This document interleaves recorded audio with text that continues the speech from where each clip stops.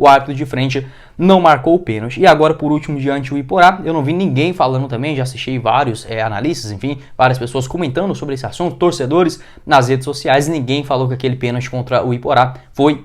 de fato, deveria ser marcado, exceto os dois presidentes, do Vila Nova e também do Atlético, né? O do Vila, ele diz o seguinte, abre aspas,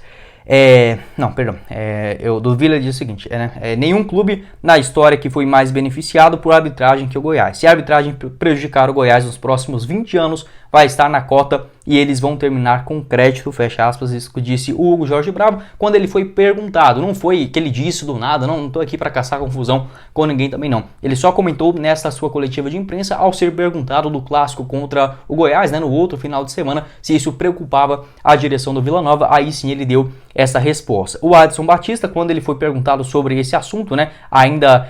após o empate também contra o Vila ontem, ele diz o seguinte, abre aspas,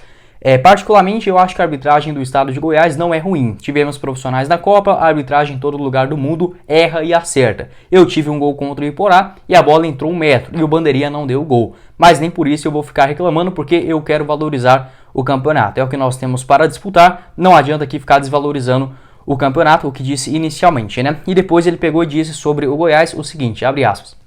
tem hora que fica até cansativo, esse é meu ponto de vista. A arbitragem em todo lugar do mundo erra, Tivemos aí o gol contra o Iporá, mas é o que a gente tem nesse momento. E por parte do Goiás, não adianta ficar basicamente nesse chororô, No caso aí tanto do Paulo Rogério Pinheiro, quanto também do Edmilson, que sempre tem as suas entrevistas, principalmente ao pessoal lá da Rádio Monte novamente agradecendo a eles. Então os dois posicionamentos aí dos dois principais presidentes do rival, do Goiás, no caso do Vila e do Atlético. A gente pode ressaltar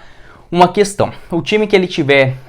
não dá para dizer que, por exemplo, o que mais me surpreende não é a não marcação por parte do Goiás, mas sim que o Goiás tendo uma maior pressão, os árbitros ainda assim desconfiam da marcação. Para explicar um pouco melhor, o cálculo de risco e recompensa é algo muito frequente na arbitragem. Por exemplo, se ele deixa de marcar um pênalti num jogo entre Goiás e Morrinhos, se ele não marca um pênalti para o Morrinhos, beleza, aquela repercussão vai ser ali na cidade. Para o Goiás, vai ser toda na região metropolitana, onde obviamente se concentra a torcida esmeraldina, uma repercussão muito maior. Num jogo entre Goiás e Flamengo, se ele não deixa de marcar um pênalti para o Goiás, vai ser essa repercussão aqui e uns caras que não gostam ali do Flamengo também pegando no pé. Se ele não marca para o Flamengo, vai ser ali toda a imprensa do Rio de Janeiro, São Paulo, obviamente todo o Brasil, vai comentar sobre esse assunto. E da mesma forma, acho que quem disse isso foi o Geliezer Paulo, depois de uma análise que ele acabou fazendo, sobre quando